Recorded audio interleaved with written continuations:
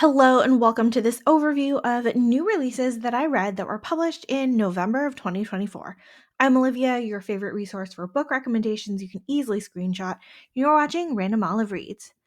First up is Dalliance with the Duchess by Sarah Bennett. This is a historical romance and book 3 of the Disgraceful Duchesses series. Widowed Duchess Sophia is trying to move on from her husband's cruel influence and his crony friends, but an investigator named Nicholas asks for her help in finding out if his old friend is in trouble. She goes back to visiting with and gaming with her late husband's friends to see if the young man is in danger. As she reports back to Nicholas about the friend, she reminisces about a time when she had a masked, intimate encounter with him at the pleasure gardens.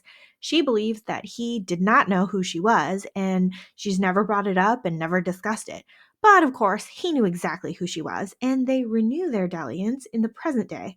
This book was short and steamy with a tiny bit of mystery and intrigue, especially when we find out that Nicholas has been searching for his sister who's been missing for the past decade. This was a quick and entertaining read. The Co-op by Tara DeWitt is a standalone contemporary romance. Loren and Deacon had a summer fling as teens that left them both heartbroken, and now they're stuck as co owners of their late grandmother's home. In order to have enough money to fix it up to sell, they need to access Loren's trust fund. They enter into a marriage of convenience to do that, all while angrily bickering with each other. But they really just still have a simmering attraction for each other and are resentful of how things turned out when they were younger. They each have to improve their communication skills and trust in each other. Super angsty with lots of sexual tension. Love in Bloom by Lucy Eden is a standalone contemporary romance. Emma is having the worst day ever, driving to the will reading of her late grandparents, which also involves an awkward first meeting with the farm manager, Dan. It also turns out that she inherited her late grandparents' farm and doesn't know what to do with it since she's been estranged from them for the past 25 years. When her regular life blows up, she escapes to the farm to learn what she can about the past. She learns a lot about how to rely on others, like the handsome and kind Dan, and how to integrate into small town life. Plus, the farm has a bonus secret that explains the town's reliance on it. It's flirty and steamy and super emotional. I love this book.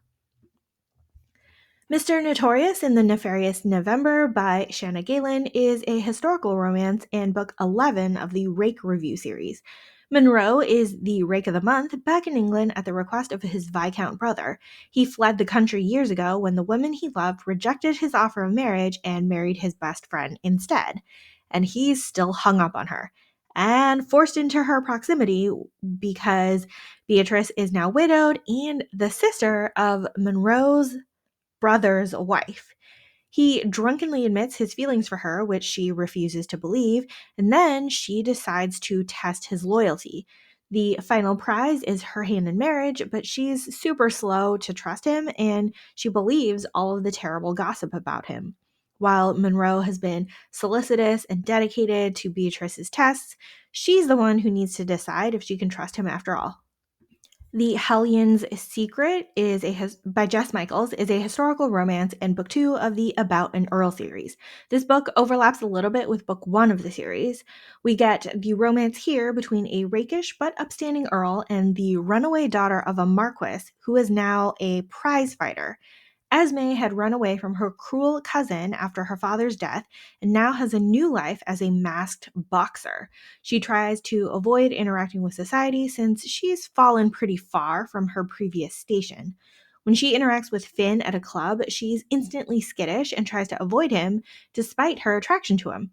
Finn is basically obsessed with the woman who turned him down and even more intrigued when he finds out she's a boxer.